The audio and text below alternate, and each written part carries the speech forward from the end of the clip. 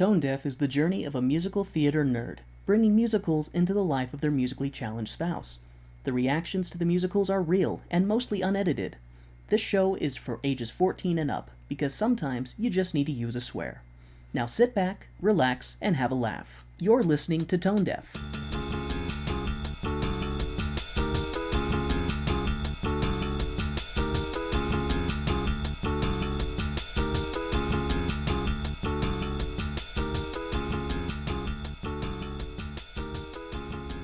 Welcome to Tone Deaf, a theater nerd's guide for their musically challenged spouse.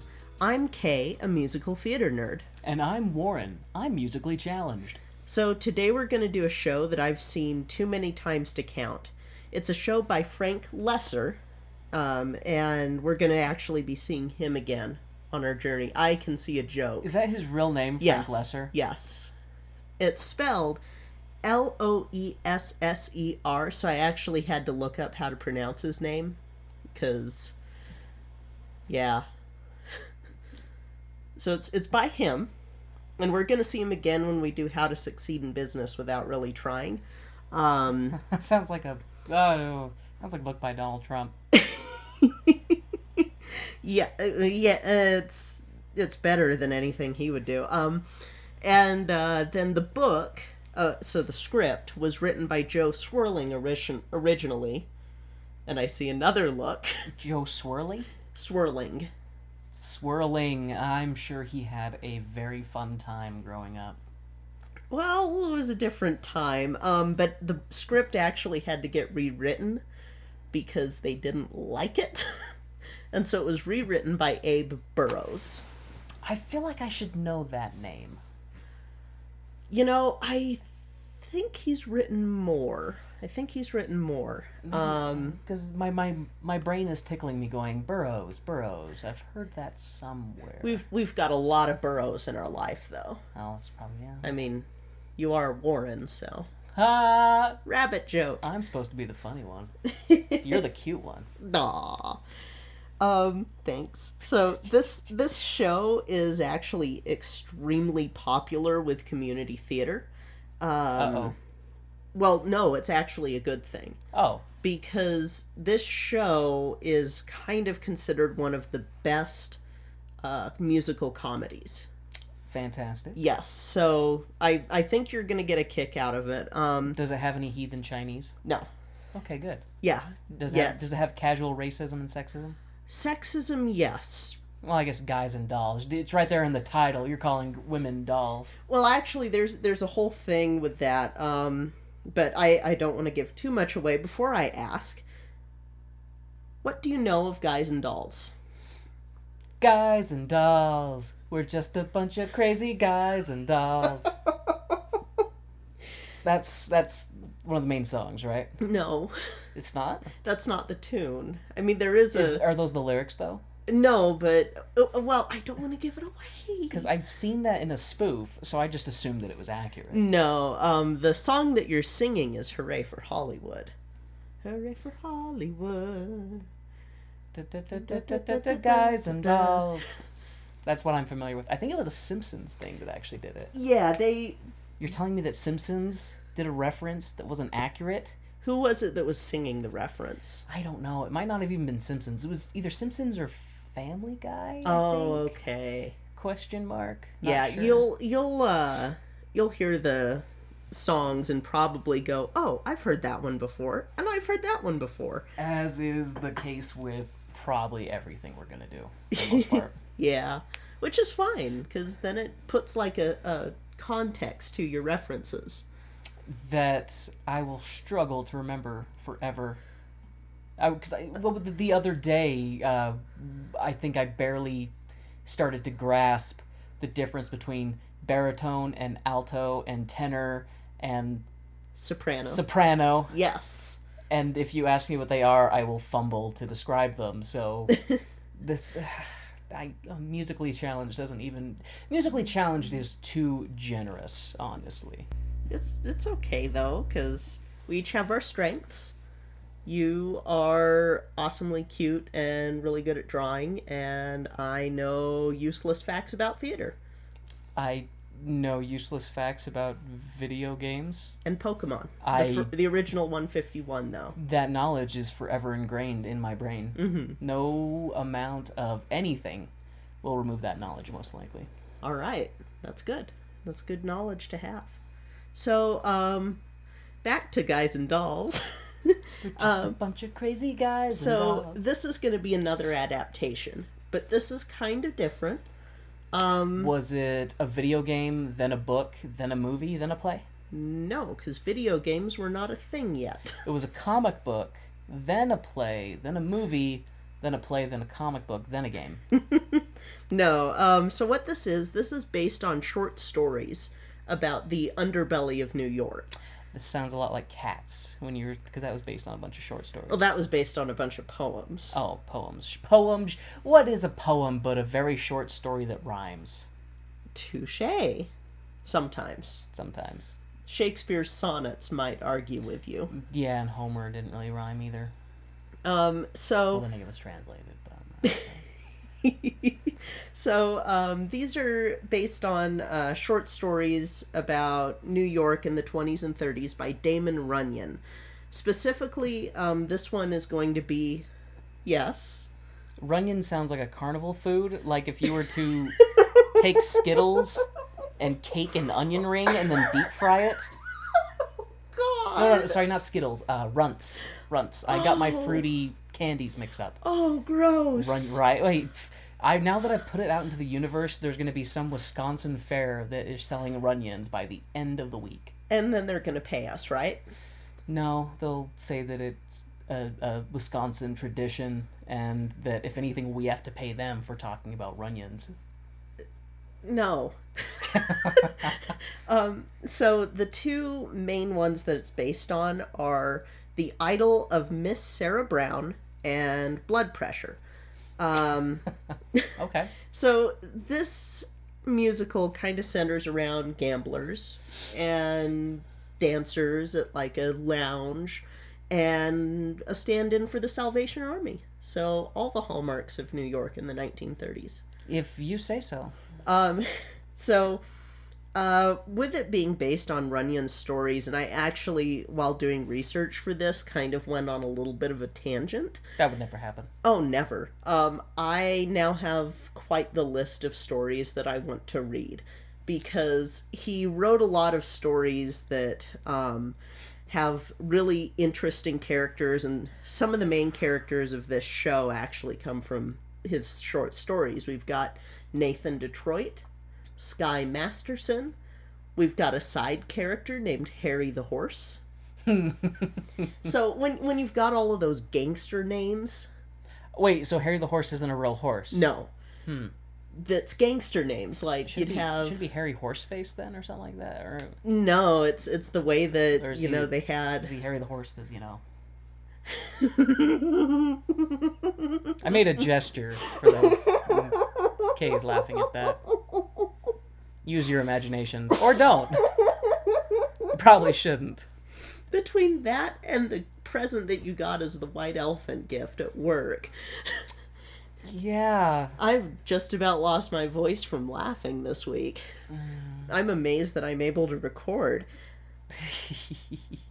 Especially with all the bugs going around. Oh my goodness. Winter is the worst season. No.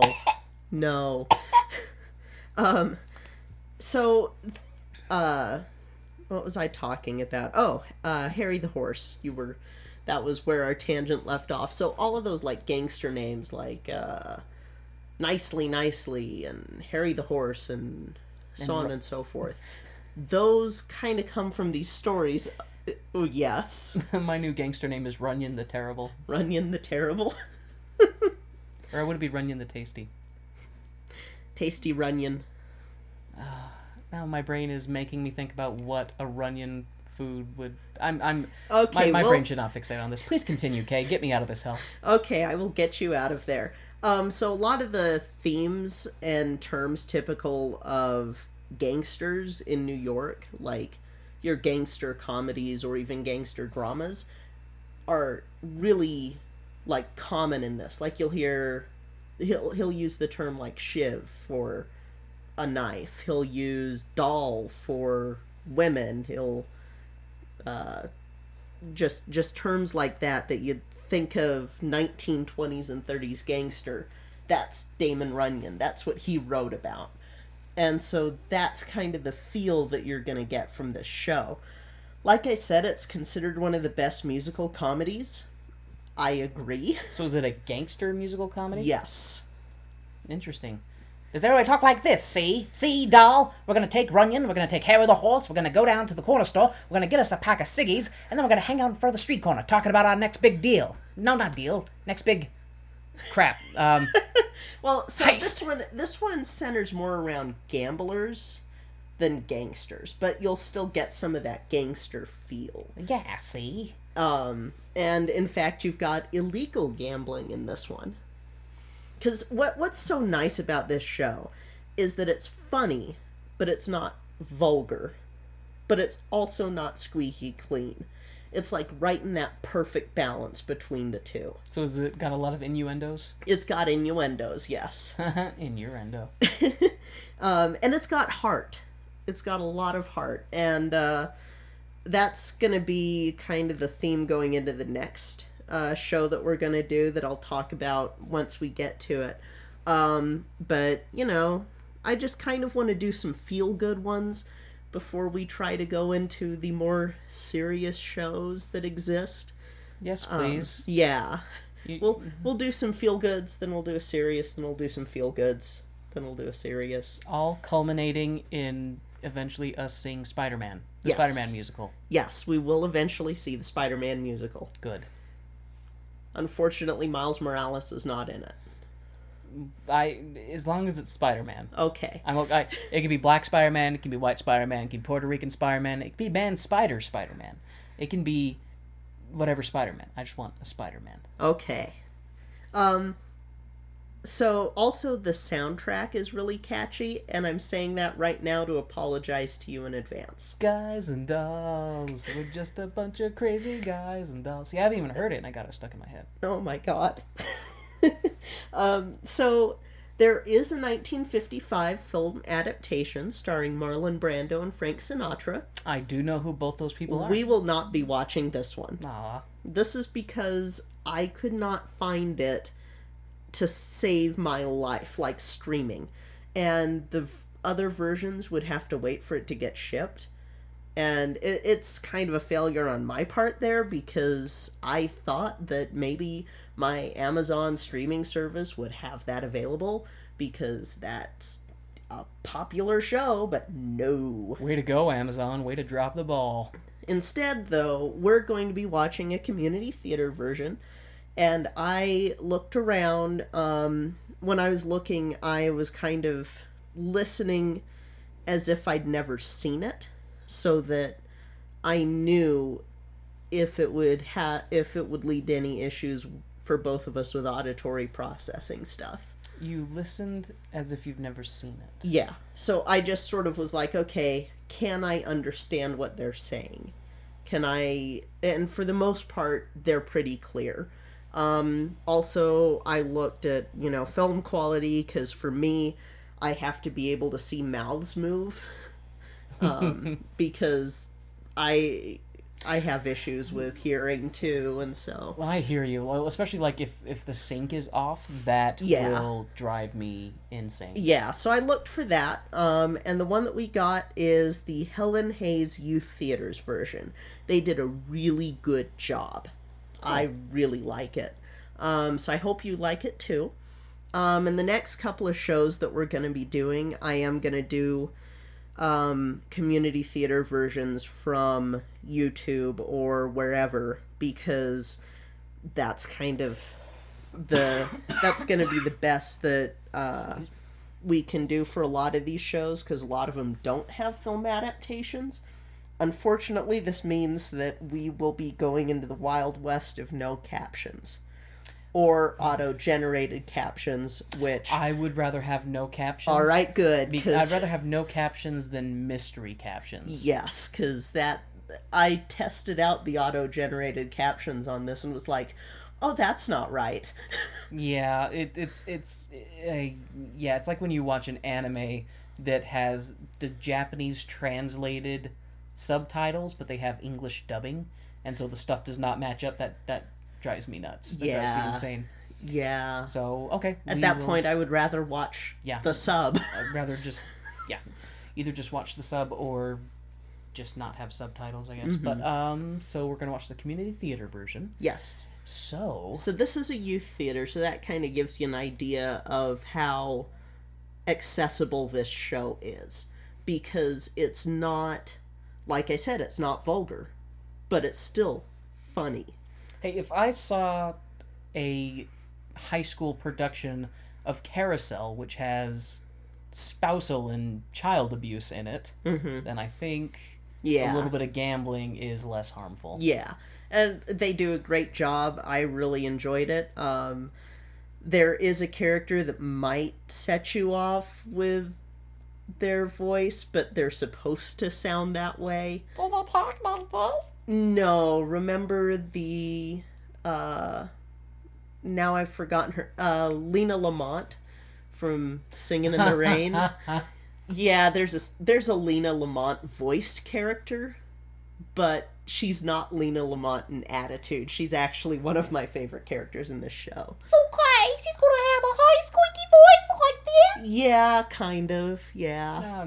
I mean, I survived, Singing in the Rain. So Yeah. I'm tempered And this with is fire. this is nowhere near as insane as Singing in the Rain. Like, there aren't any random Broadway acid trips, so you're good this time. So there's no disembodied legs just No, there's flailing. no disembodied legs. This is a pretty straightforward show. Okay, I'm Yep. excited. All right, so we're going to go and take a brief intermission and watch Guys and Dolls. Guys and dolls, we're just a bunch of crazy guys You're going and to be dolls. so disappointed.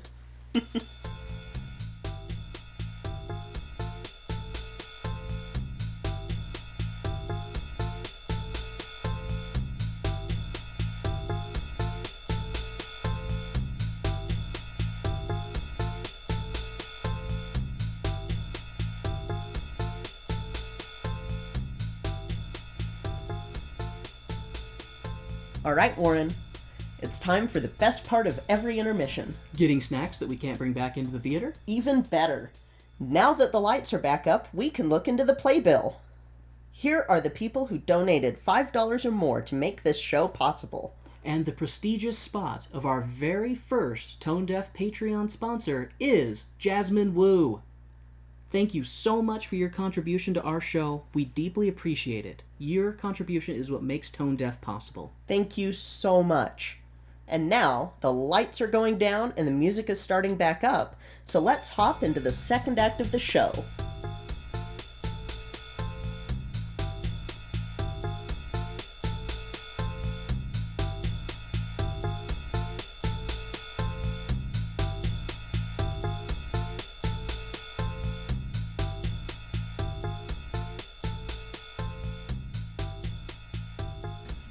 All right, so what'd you think? I thought it was good. Yeah, I enjoyed it. I mean, now I gotta talk like this, see, for the rest of the review. Oh, I God, gotta talk no. like this. It's my gangster voice, Kay? Oh, no. But you liked it. I did. Awesome. I couldn't come up with a gangster voice, gangster name, I mean.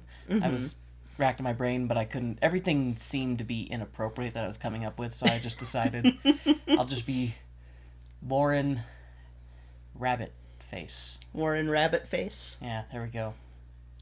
And I twitch my nose like this when I'm losing. This I'm is getting angry. great radio. Everybody can see my nose twitching. Yeah, I enjoyed it. Since we watched a community theater production, I am very curious to see a more theatrical one. So I think it would be an interesting one to do a comparison. Yes. Especially because, like, the movie is different. They have some added songs in it. Okay, but like overall the story Overall, is the same. story's the exact same. Like I said, though, this particular community theater production, it was a youth group. So these were all, like, the oldest was probably a senior in high school. And I thought they did a pretty darn good job. Overall, they did do a pretty good job. I really liked the actress who played Adelaide. Mm-hmm. Like, I know you were warning me because that type of voice can be grating if done in a certain way. But I actually found it quite charming. Yeah, she's actually one of my favorite characters in this. So I was going, oh, how's he gonna handle, and how's Latte going to handle this? Our dog, actually, no. Our dog was fine with her. She was fine with Adelaide, but she does not like sopranos. I don't know if the soprano is worse for our dog or the whistle from the dad in The Sound of Music. Because when that soprano started singing, our dog got up and walked away. Yeah, because she's used to a mom that has a contralto voice, so she's not used to high singing or high speaking. Yeah.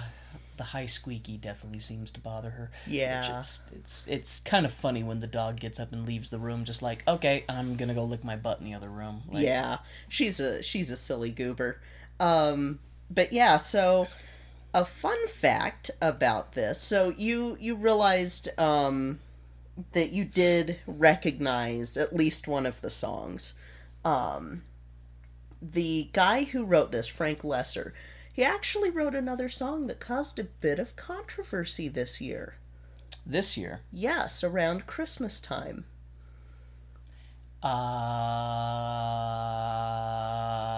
He wrote Baby It's Cold Outside. You're looking at me I really like... can't stay, baby it's cold outside. Da-da-da-da-da, baby it's cold outside. Where do I know that from? That's the song that everyone's been freaking out about because of it sounding like he's drugging your drink. Oh. It's that song. Gotcha. He wrote that. Gotcha. So the guy who wrote all of the music for Guys and Dolls also wrote that song. Yeah.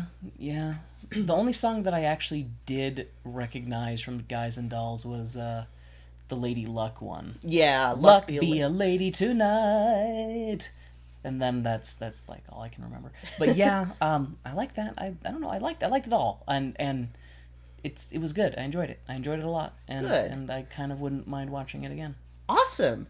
So yeah, we'll totally try and get this on DVD at some point. Get the Frank Sinatra version so that you can see that too.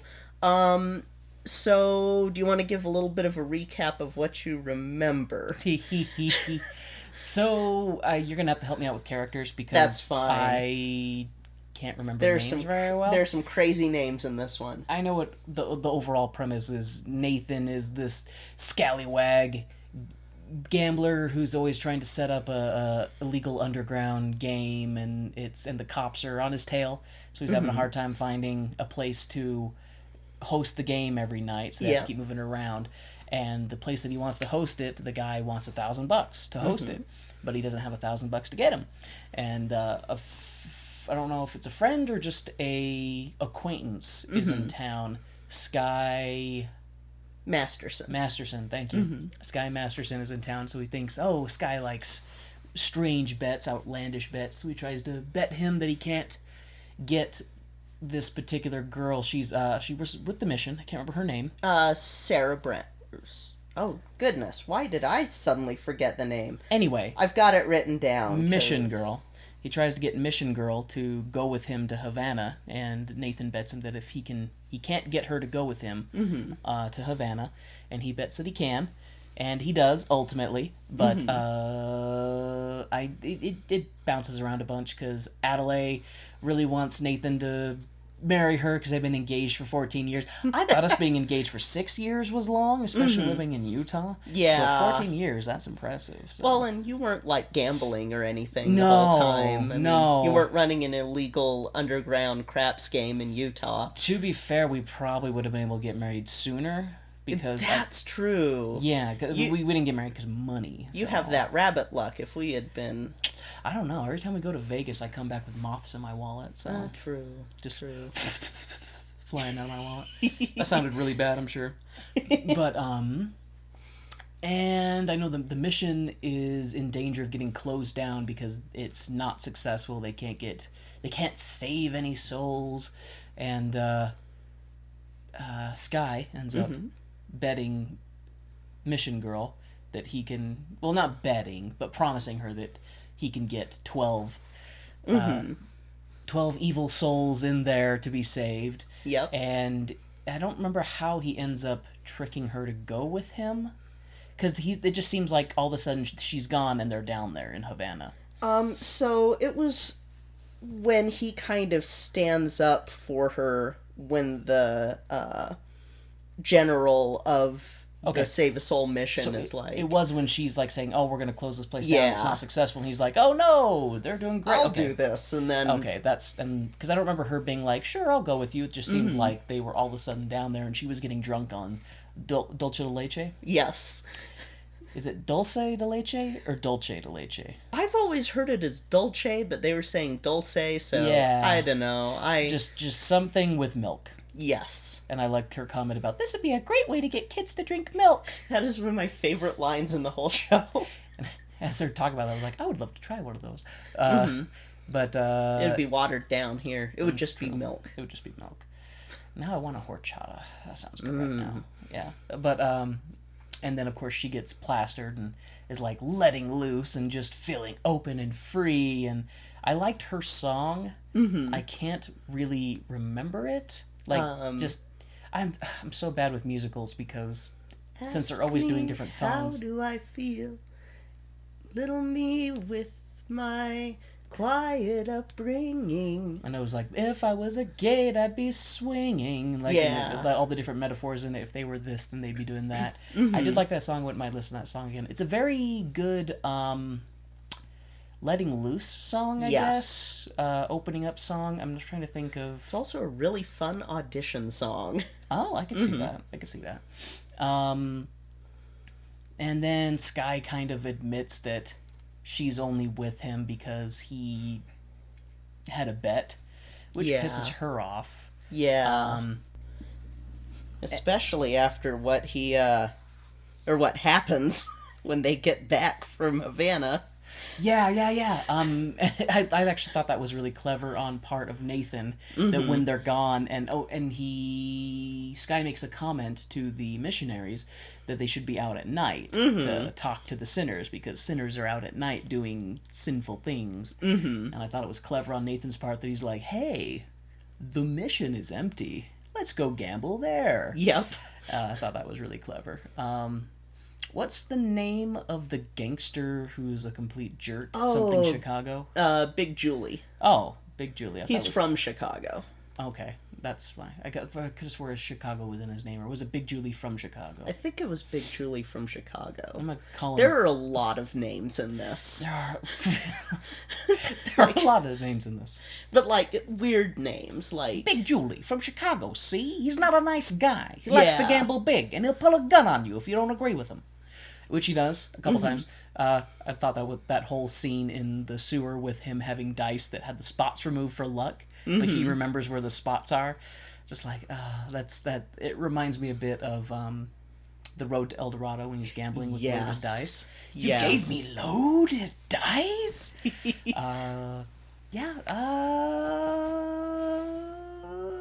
Where was I? They're gambling in the sewers. Yeah, I think I kind of jumped some stuff before we got there, but anyway, I know... Oh, the stuff with Adelaide and her mother, and her mom thinks that they've been married for 12 years and have 5 children with one on the way. Yeah, that's pretty messed up. One on the way? Well, I had to tell her something. She wanted me to come visit. That was pretty great. Which, I do wonder...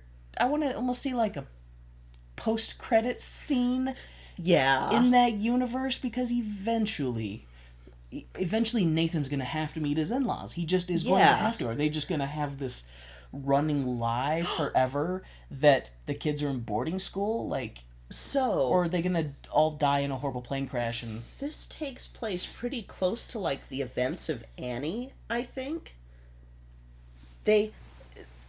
Okay, we haven't officially watched Annie yet, because you've only seen the newer version, which is a little bit different. But the original takes place, like, in the late 30s, early 40s, because it takes place with FDR and the New Deal. So maybe they go and adopt 6 children. Oh. Because it's in New York. Oh. We've got our extended universe. The Guys and Dolls cinematic universe. Could you imagine the audition process for this couple going to all these different orphanages trying to find, yeah, that one doesn't really quite look like me. Like, the ears are just wrong. What do you think about this one, darling? Like, this one? Yeah, it doesn't really look like you either, Nathan. Like, trying to find the age ranges that they need with kids who look enough like them, and then trying to give these kids scripts to be like, okay, here's your background. Your grandmother thinks that you like to play violin and that you're a fantastic artist and you play football. And like can you imagine these kids being like, well, I want to be adopted because the orphanage sucks, but why did I have to get adopted by these batshit crazy people? You know what? This could be a fun side thing of how it should have, or how postscript. There you go. Do musicals that are the part 2 to something, and it just kind of expands that. Oh my god, that actually would be really funny. It's the Broadway extended universe. The Broadway extended universe of Adelaide and Nathan trying to get their 6 children from orphanages to go on the journey to Rhode Island to meet their grandparents. Wow, my brain... This is delving into weird fan fiction territory, and I'm not completely comfortable with this. Broadway fan fiction. It exists. You unleashed it. This is your fault, so you have to deal with it. Let's see. Gambling in the Sewer. Welcome back to the main plot of the show that we just watched, folks. We appreciate you staying with us through that exciting journey. So... Chicago guy, Louie? Big Louie? Big Julie. Big Julie. Julie, Louie, same thing. JL, whatever. He's a jerk. Yes. I'm gonna call him Big Jerk Face. Big Jerk Face Chicago. Yes. No, Jerk Face Mick Chicago pants. Okay. No, we'll call him Jules. So anyway, Jules ends up with all the money, and then Sky, he wants everybody else to gamble with him too, because he's just a sore loser, and he's gonna make everybody gamble with him at gunpoint until he wins. And then Sky comes down. I loved that comment with, I'll make you a wager. Am I left-handed or right-handed? Yes. How am I supposed to know? I'll give you a guess. And I'll give you a hint. And he punches him. I thought that was clever. And he ends up gambling with them for their souls to have to go to the mission for the midnight... not a midnight mass. Midnight prayer meeting. Midnight prayer meeting. And that's where you get the Lady Luck song, which I like that one. And they go to the midnight prayer meeting, and they have that other song, Don't Rock the Boat. Sit down, you're rocking the boat. Sit down, you're rocking the boat. Sit down, you're rocking the boat. And the mission is successful, so it's not going to get closed down. Adelaide and soprano lady Sarah. I looked it up. Sarah, soprano lady, have their mission lady. That's what I was calling her. Yes. Adelaide and mission lady have their little moment, which I didn't like. It was basically get a man to marry you and then change him later. Which I don't agree with that, because that's a recipe for a happy marriage that will for sure work out. How about, marry somebody that you get along with, and yeah. That's a much better thing to think about, but probably less interesting, because gotta have conflict, otherwise a show's not interesting. That'd be the most boring musical in the world. Welcome to Perfectsville, where everything is great and there is no conflict. There's a Pleasantville musical. I wasn't super big on Pleasantville the movie, on that tangent. I don't know. It's been... Okay, I saw it years ago, so maybe I would like it now. I liked it then, but that's because... Well, yeah. I could see you liking that. Yeah. I could see you liking that. Yeah. Anyway. Yeah, anyway. Never mind all that. We're the tangent couple. So they have their song, and crap, what happens after that? I know that Adelaide yells at Nathan, and they have their whole Oh, yeah, that happens before the prayer meeting, because he tells her, Oh, that's right. I'm going to a prayer meeting, and she's like, "You this is liar!" the biggest lie you've ever told. Sue me, sue me. So actually, what did... It ends in marriages ever after, pretty much. Yeah, well, I know it ends with the marriage, but I'm trying to remember what happened in between Adelaide and Mission Lady song and when they get married at the I end. think that's pretty much how it goes, is that it just sort of skips to that. Okay. I think. Because I can't remember. Yeah. That last part of Guys and Dolls, like the very end, is always a blur to me. It did kind of end abruptly, I felt. I didn't feel like it had a super good closure of an ending. Kind of how it ends, because it's kind of the 50s, we're tying this up. Because, you know, this musical was made in the 50s, and that was... Whoop! Sorry about that, the mic fell over. I think I knocked it over when I was putting my apple juice cup on the bedstand. And I will just hold this mic because All right. I don't think it will stay up on its own anymore. But yeah, no, with a lot of those 50s musicals, you have a lot of the... And now we're tied up at the end, because everything's good, because this is the 50s, and we're in the McCarthy era, and everything better end happy, and white picket fence. Well, green. He said Green picket fence, Green picket yeah. fence. Yeah. I thought it was interesting, the whole, especially with Sky and Mission Lady, that they barely even knew each other and got married already. Yeah, you're gonna find that to be another, common trope in a lot of these musicals, especially these ones that are either made in like the 40s, 50s, and 60s, or ones that are set at that time and are meant to have that kind of feeling. There's not a lot of like actual getting to learn to love each other and stuff like that, and there's more love at first sight in these sorts of shows. There's no such... Okay, folks, I don't want to spoil the magic that some of you may have grown up with and the myth of love at first sight. There is lust at first sight. Yes, there absolutely is lust at first sight. There is no such thing as love at first sight. Let's just clear that up. Yes. So, but, I mean, I like the musical, but it always makes me think of, like, a post-credit scene. Like, I want to see what they're like 10 years from now. Yeah. And they're divorced and hate each other because they got married right away. And Yeah. they're like, turns out we don't like each other at all. Like, Well, no, see, Adelaide I and could see Adelaide Nathan. and Nathan making it, but Yeah, I went the wrong way with Guy that one. and Sarah, either, you know, I have my own feelings about making somebody change for marriage. I have my own views on that. I don't know. I say that when you marry someone, you're marrying that person. You're not marrying what you wish they were. You're not marrying who you think you can make them turn Yeah, into. you're not marrying a project. You're marrying someone you love. You're marrying a human being. And, you know, you can't say, "Oh, I have no flaws. You have all the flaws." You can't do that sort of. Let me Bull break you honking. down into a raw material which I can then Yeah, use to create no. what I really want. No, there's none of that.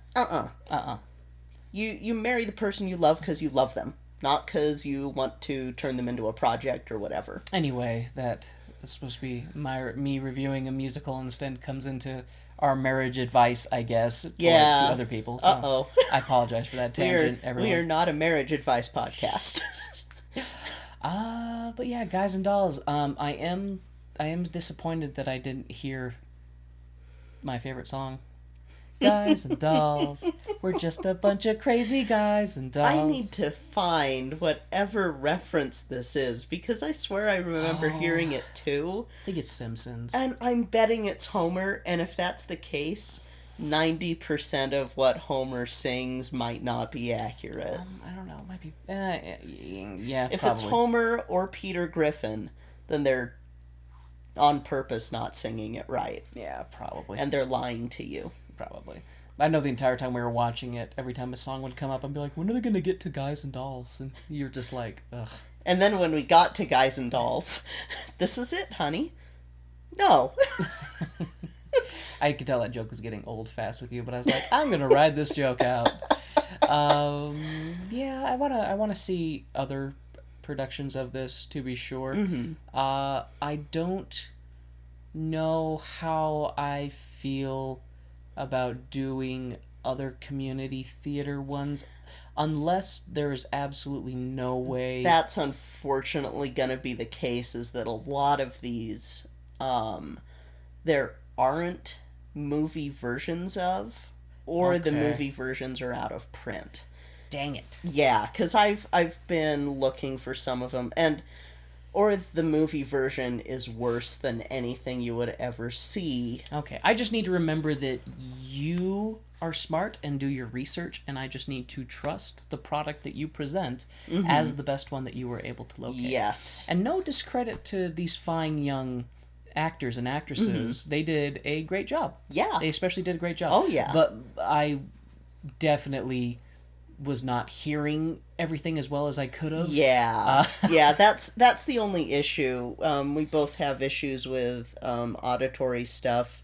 A lot of mine comes from playing drums for years. Yeah, and having a hummingbird accident. You blew your eardrums out rocking, and I blew my eardrums out being an angsty teenager listening to music. Yeah, and so like now when we watch shows, they have to have captions, or it has to be something that I have already seen that I can later translate. Yes, this is true. Because every so often it would be leaning over, okay, this is what they said. That's usually me leaning. You see the confused look on my face, and you go, "They said this." Oh, Yeah, okay. yeah. That makes sense because I heard something totally different. Well, that was Guys and Dolls. So, next week we're going to be looking into the wacky world of baseball and shady deals in hopes that your favorite team will win. Okay. Blank look lets me know that you've never seen anything about this show, which makes me really excited. You lost me at baseball. Fair. Next week, we're going to be doing Damn Yankees. Damn Yankees! Yay! Thank you so much for listening. We truly hope you enjoyed this. Please follow us on Twitter at Tone Deaf Musical and like, share, and subscribe. If you loved it, tell your friends and spread the word. If you want to go above and beyond, please donate to our Patreon, which is also Tone Deaf Musical. That's it for this week. I'm Kay. I'm Warren. And this has been Tone Tone Deaf. Deaf.